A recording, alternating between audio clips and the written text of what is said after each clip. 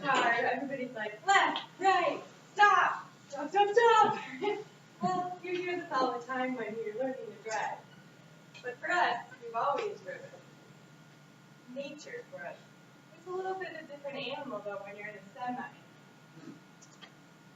So when you get in, you want to be comfortable with what you're looking at. There's tons of gadgets when you first get down. You're looking at everything, you're like, what is this? You think you know how to drive. You're all prepared. But you really want to know where the gas is and the brake is. And sometimes for a manual, you need to know where the clutch is. And if you never have driven a clutch, this is a very big phenomenon. Okay, what is this third lever over here?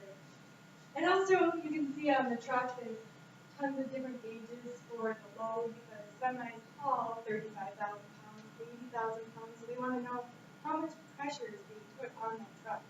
So you can just kind of look over that. And they also have air brakes, so there's levers for that. So when you're getting comfortable in there, you think, okay, sit down, get comfortable with the machine. You're like, I'm ready, I'm confident. Well, you know, there's a whole new thing. There's 18 gears. You think, okay, well, how does this work?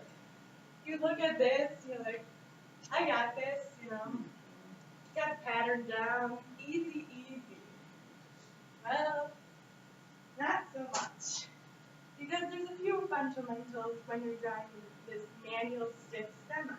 There's the clutch, the gears, the shifting. But how does it all really work? Do you understand this pattern that's going on up here? And so here's the shifter. And so there's a few different options when you're shifting because they have the lever and then there's also another lever in front. And so what are these for? So when you want to go into first gear, you shove that clutch in, and you're only shifting twice with the clutch when you're in the manual. So you push it in that one time to get into first gear. Might be a little hard, you know, that didn't happen. That doesn't happen. You know, you got to match the engine speed with the gear speed. You really have to listen. It's not really intuitive. So you want to shift around that 1,500 RPM when you're in the truck. But then you want to go into second gear, okay? You think you do the same thing. Push in the clutch and shift. Well, it's a little bit different. You have to use this lever on the side right here and just, again, match up engine speed with the RPMs and just click it up. So now you're in second, but just clicking it up. You didn't even shift. It's a little bit of a lever. It's called a half gear. And so that is what the lever is on the side. Okay, so you're like, okay, let's go to third. Well, again, you have to shift down the lever on the side and then actually shift. So you think this pattern will repeat over and over, you know, going from half gear to full gear. But then, when you get into fourth gear, a whole new game. You have to pull this front lever up and kind of get into the second gears. So that's how you get into fourth gear.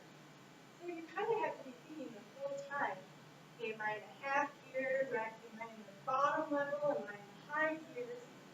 So once you kind of got that under control, you're good to go. You're a perfect driver. Nothing goes wrong. You got the pattern down. Well, how do you stop? This is a big problem. You're going down a hill, got the weight pushing on you. You have to let off the accelerator and get down to that 1,000 RPM. But then you have to take it out of neutral, so you're kind of coasting, and then get back up into that 1,500 RPM and then shift down. You just got to make sure that you're not shifting too much because you can miss a few gears and a few things can happen. But that's okay, you know. It's just from big trucks that happens all the time. So this kind of brings me up to, you know everything, you got it. Well, I got into a semi a few weeks ago, and I thought I had it. So I sat down, I did the whole check, I said, okay, here's my gas, here's my brake, I'm good to go. Well, I started going up, and then I was in first gear, and the whole truck started going like this. And I was like, what's going on?